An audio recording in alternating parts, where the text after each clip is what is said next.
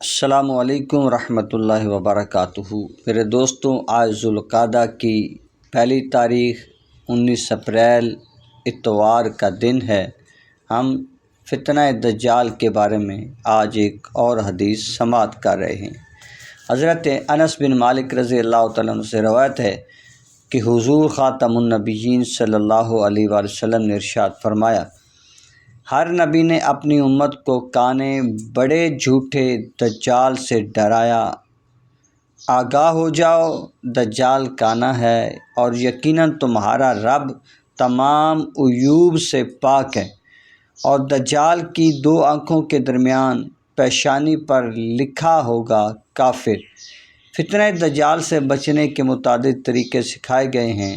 اس کے ظہور پر اس سے دور رہنا، سورہ کہف کی ابتدائی آیات کی تلاوت کرتے رہنا، اللہ تعالیٰ سے اس کی پناہ مانگنا کہ اے اللہ ہمیں فتنہ دجال سے محفوظ فرما۔